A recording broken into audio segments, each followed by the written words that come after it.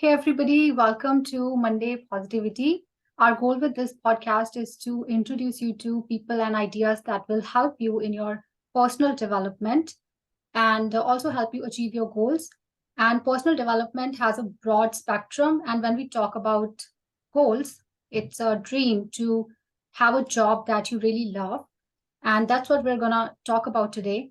And this episode is specifically for highly sensitive people because I know a lot of sensitive people who, you know, I know a lot of sensitive people where sensitivity never had them focus on their skills in their careers. And I am a highly sensitive person and an empath, and I have grown into being able to talk about this issue and encourage other sensitives to come forward and share their tips with other sensitive beings. And today's guest is also a highly sensitive soul who has worked in fashion for 15 years and is also providing confidence coaching. I welcome Rim. Thank you so much, Rim, for making time for this. And I know a lot of people have no idea what we're actually going to talk about because I know I was speaking with my peer group and I told them I'm a highly sensitive person. And they asked me, but can you change that? And I was like, why should I try to change that? So we'll start with that. So, Rim, who is a highly sensitive person and is highly sensitivity a disorder? Because many people think that it's a disorder. So, yeah, please. Okay, first of all, I want to say hi. Thank you for having me here. And regarding your question, a highly sensitive person, no, it's not, high sensitivity is not a disorder. Sorry, it's a personality trait. So it's not something that can be treated per se. It's not an illness. It's not it's just a different personality trait. Right. And who is a highly sensitive person? So it's not like a black or white thing. There are different shades, like different variations, and let's say it's like a spectrum. So some people can identify to all of the criteria, but not necessarily. So, okay, I'm gonna give you a list of the criteria. So if you're likely to be a highly sensitive person if you feel emotions deeply and intensely, if you are very empathetic, if you're deeply moved by the art, music, beauty, nature, if you like to spend a lot of time in nature, whenever possible, that's like your way where you feel you can recharge, that you can be more you. You notice and enjoy delicate or fine scents, like you're more sensitive than the average to scent, taste, noise. You also have a rich, complex inner life and a lot of imagination. You seem to be more aware of subtleties in your environment, like you pick up on signs very easily, on things that other people don't see. Other people's moods affect you. And you find it unpleasant to have a lot going on. So you can get stressed and overwhelmed very easily if a lot of things are going on around you, or you're in a fast-paced environment. Suddenly you have to do a lot of things at the same time. You often need alone time to decompress. You are easily overwhelmed by things, as I was saying before. So it can be activities, but also things like bright light, loud noises, strong scents. You tend to be very conscientious. You like to do things very well. You try hard to avoid making mistakes or forgetting things. So this could be, traits that we find in many people, but I would say if you're a highly sensitive person, it's more than the average, or it's like a consistent thing that you feel. And your nervous system sometimes feels so frazzled that you just need to rest, or you just need to hide or be on your own for a while, and you need to do this quite often so that you can recharge. And then another trait is you are a spiritual person. So as I said before, you can relate to some of those, not necessarily all of them. Right. And as we are talking about career here, because I'm a highly sensitive person and I felt the need to slow down from time to time. So, do you also think that highly sensitive people need a career with slower pace? Uh, yeah, I think a slower pace is easier because highly sensitive person have a more sensitive nervous system than the average person, which means they get overstimulated much more easily. And if they're overstimulated, they will get, and they don't pay attention to that, they can get frazzled more often. And like, I mean, there are many reasons, but this is one thing. There is another thing is overthinking. Highly sensitive people tend to overthink.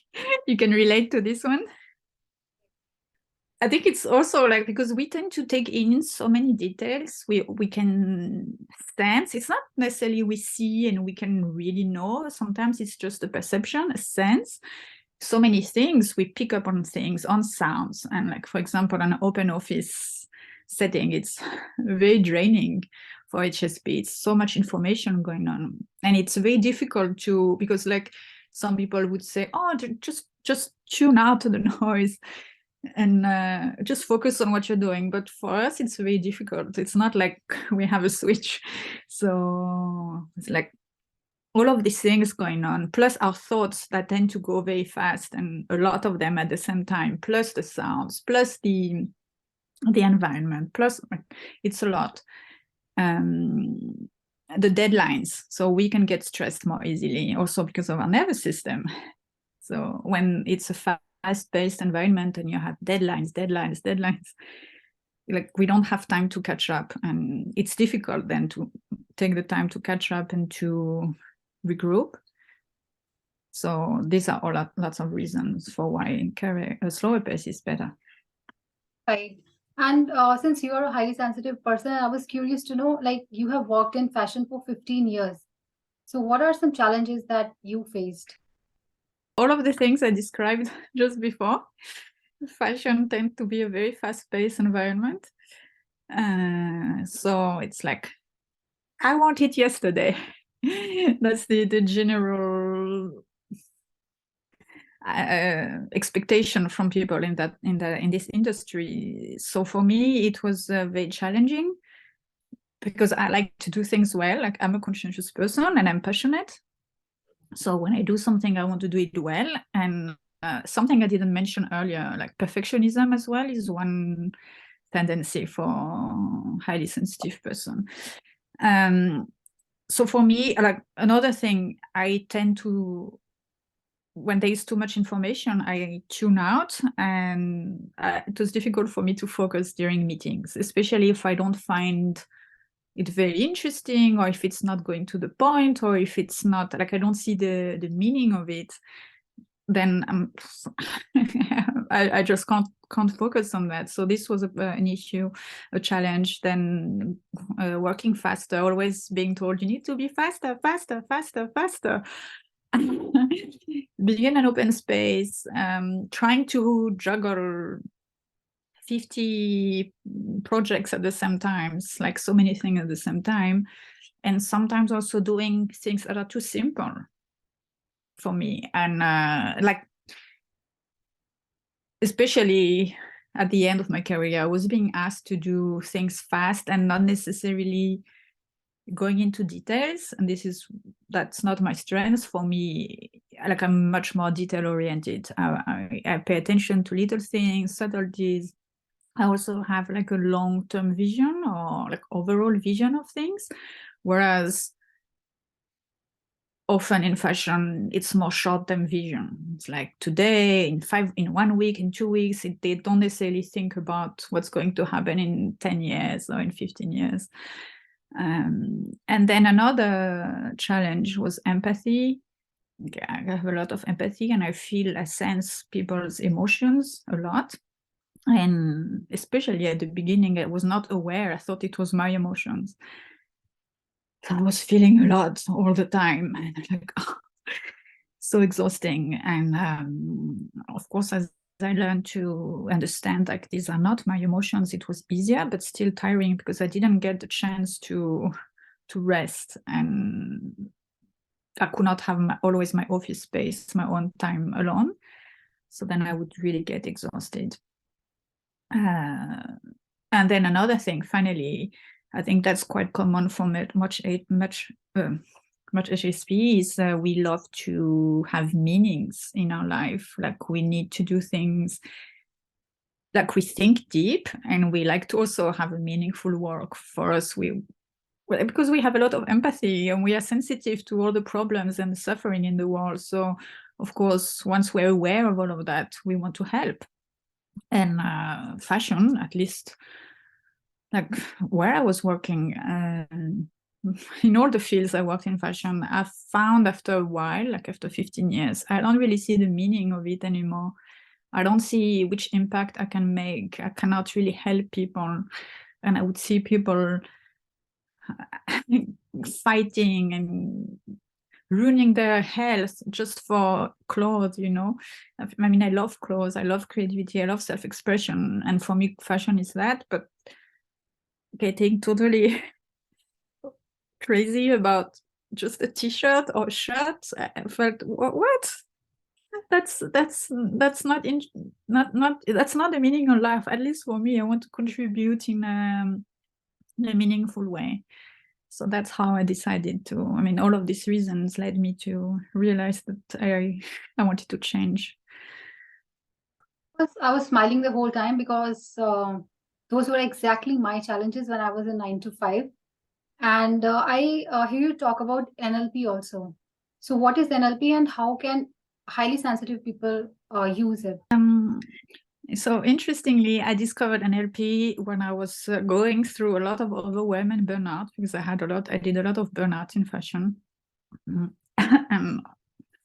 And you know how they say, like when you're ready, the teacher comes to you. So at that moment, I discovered NLP, and it really helped me a lot. And NLP is, it stands for Neuro-Linguistic Programming. Neuro-Linguistic Programming. And so it's the study of the 5 senses. This is the neuro part, how it processes the way we communicate through language and body language. So this is the linguistic part, and that can impact on our past and our present and our future as the result of our personal programs of thought, communication, and behavior. So this is the programming part.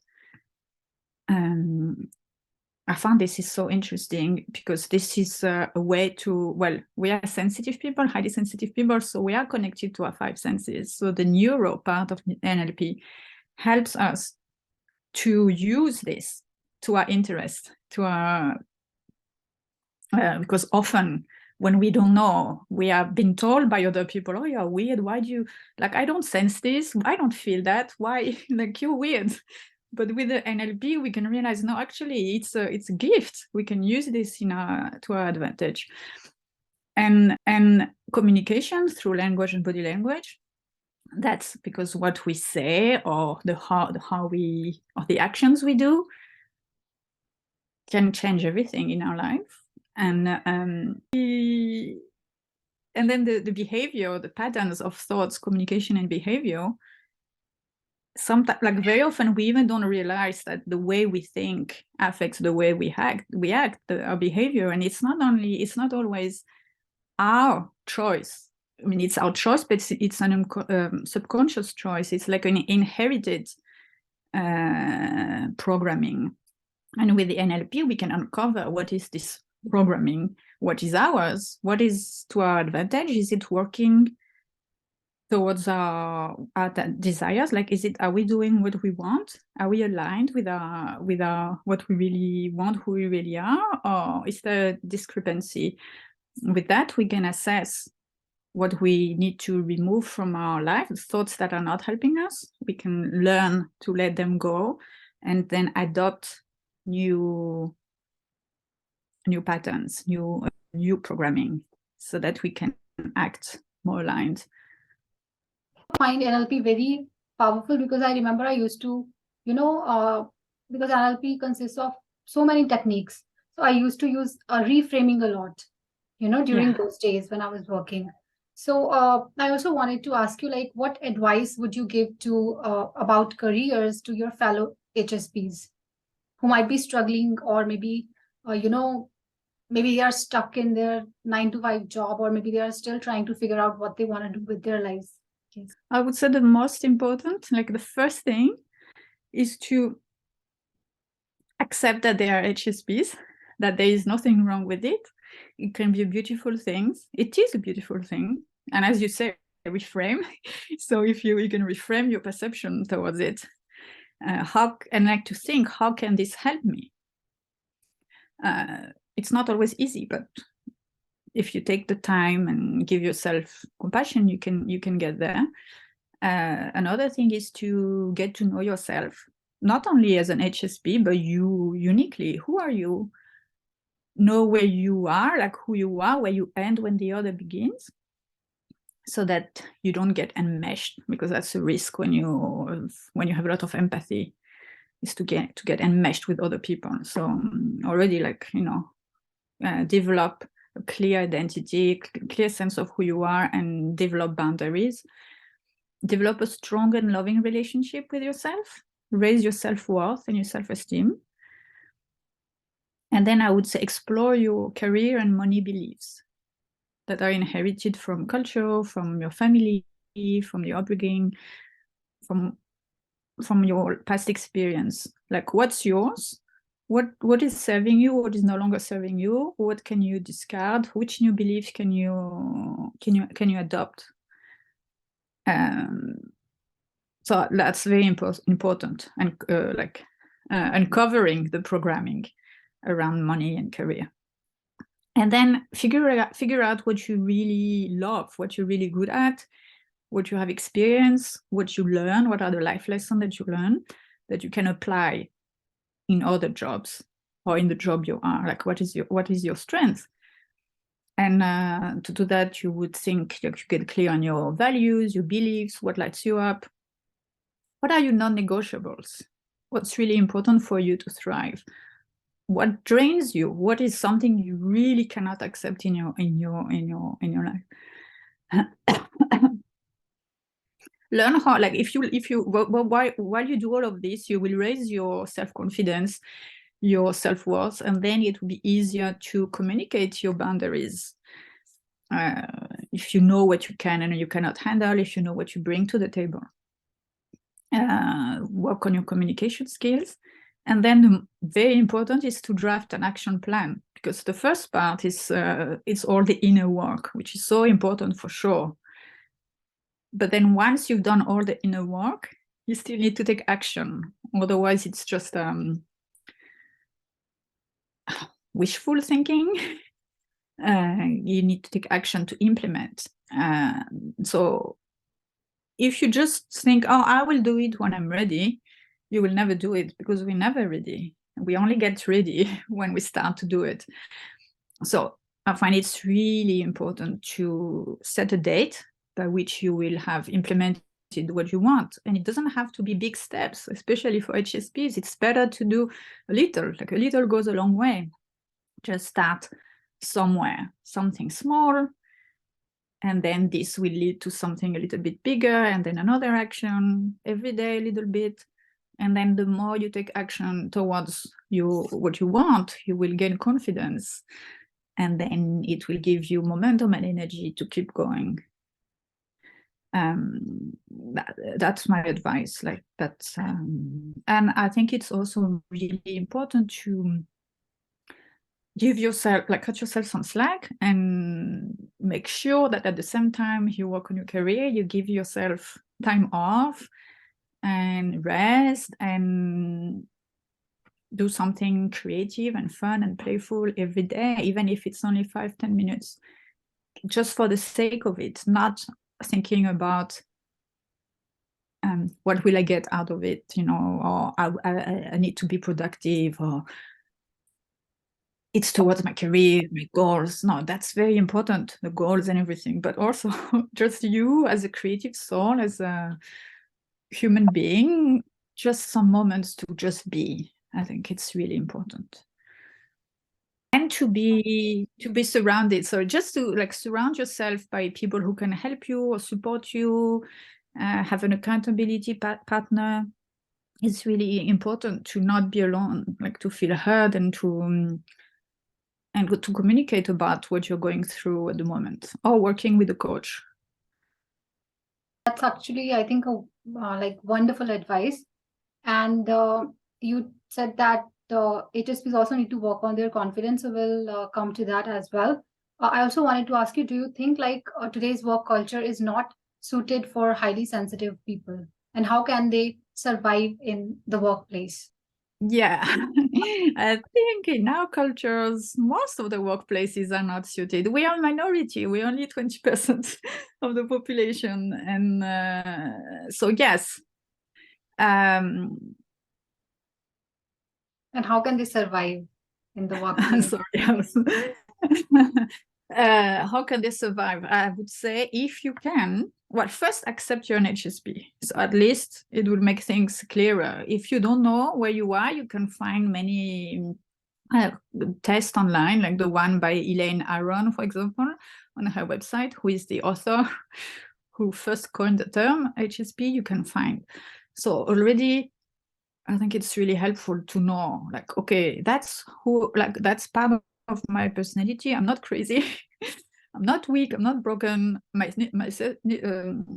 nervous system is actually different. So I have different needs than the average population. So already I think this is so empowering to know that.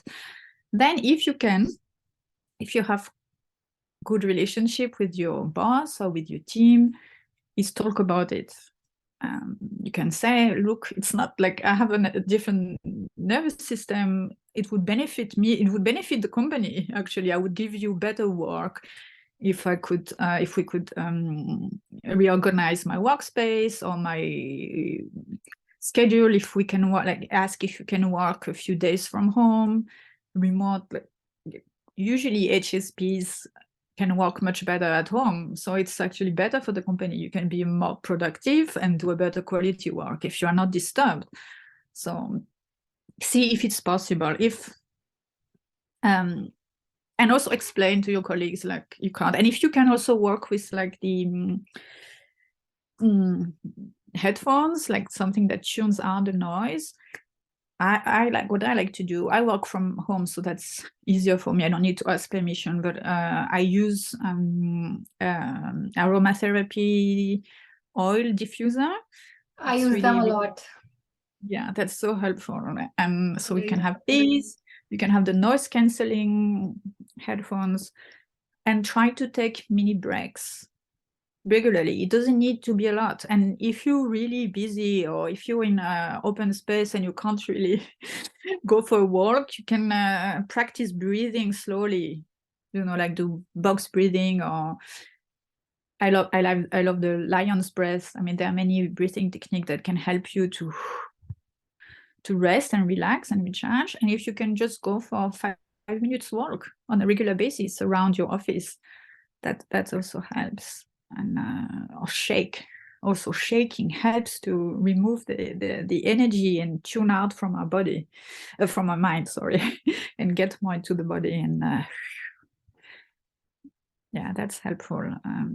If the workplace is really too heavy and too toxic, and there's nothing to do, like nobody's they're not willing to accommodate your needs at all, then I would consider changing job, finding something that can be better for you, because your health is really important. Like, I would say, please do not how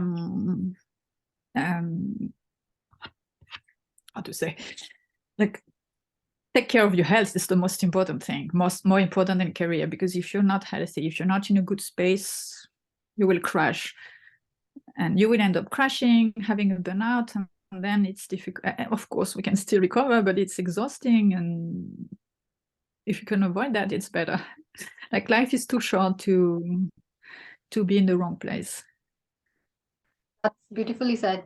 And to quit that kind of job, they will also need confidence. And I've seen that, many highly sensitive people lack confidence. So, why do you think they lack confidence, and what can they do to have a healthy self-esteem? Most of the time, HSP, they lack confidence or lack self-esteem. It's because they are minority. We are minority. So they often misunderstood. And this starts in childhood, unless you were lucky to be raised by a conscious, high sensitive family. But most of the time, it's not the case. And HSPs tend to feel like the ugly duckling, so to speak. Like, why I'm like they're being said that they are weird or they're different, and you know how in childhood being different can be so tough. And sensitivity is not encouraged in school, and so this is already a lot. And then also if HSPs have dysfunctional families or toxic families, which unfortunately is quite common, then they would feel, because they're so sensitive, they would have a stronger impact than average people. They can be more impacted by trauma. So then all of this makes it really hard to develop a healthy self-esteem. Deconditioning from the expectation of society, of culture, all of these things that we've been told that's how we should be, because everybody is different.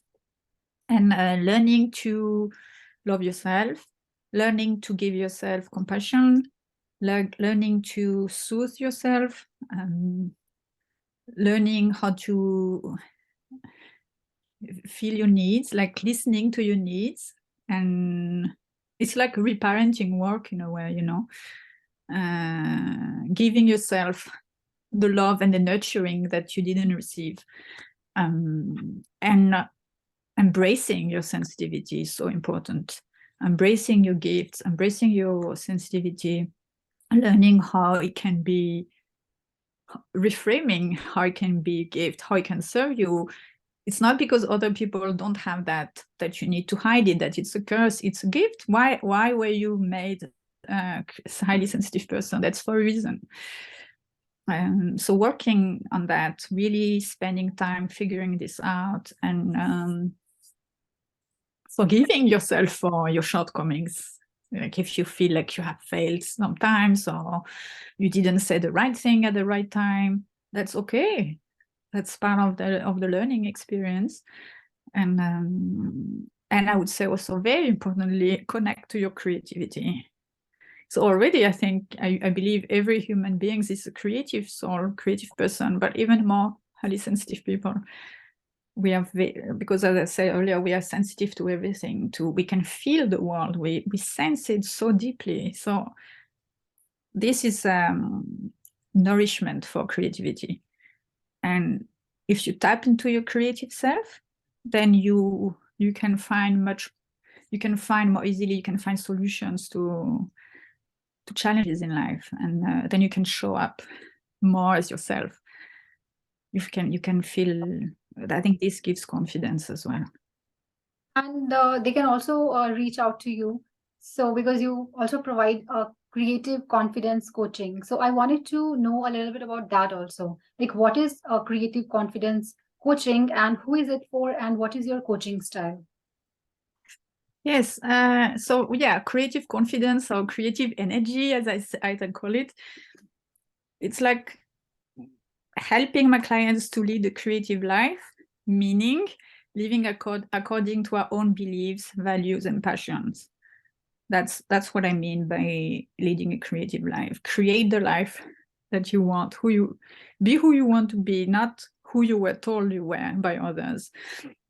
It's like it's working on being open to new possibilities, discoveries, exploration, experimentation, self-expression. It's all about this. And this work, when I work with my clients, I help them to uncover the blocks and limiting beliefs, the unhelpful patterns that are holding them back, so that the creative energy can flow through them. Yeah. I have already, I think I subscribed to your newsletter last month or maybe 2 months back. So I'm already loving it. So if anybody feels like they lack confidence, or if whoever is watching, if you're a highly sensitive person, you should definitely reach out to Rim, and we are actually left with 6 minutes. So I also wanted to know, like, since you are a highly sensitive person, right, and you provide coaching, so how do you like handle your clients' emotions uh, as Thank a you highly for Thank you for letting me know for my newsletter. I think I'm so thrilled that you joined and that you're enjoying it. Thank you. I love receiving feedback. Well, I'm helping people who are going through things I've gone through.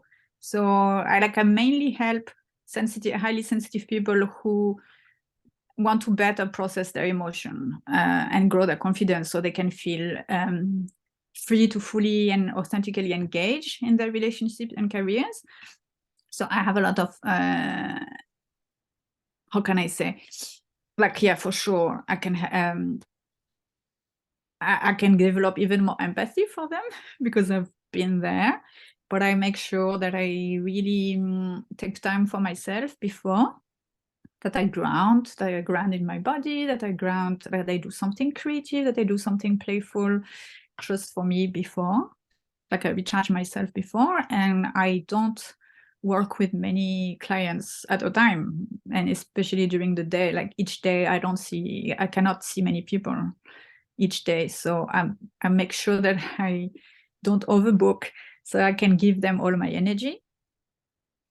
And then after that I take time to recharge and rest, and I like to go for walks. I live in the countryside at the moment, so I take a lot of long walks in nature. And I've done the work on myself. So I've learned how to set boundaries, to be firmer in my boundaries, like, so that I can really listen very well, intensely, but I can not pour myself out. Like I listen, I receive, I ask questions. Like my role is to ask the good question that will help my clients make the shift and reframe and have the transformation. But it's not to do the work. I'm not doing the work for them. So they still need to, yeah. So it's really setting clear boundaries, like being here, being present without drowning in the presence.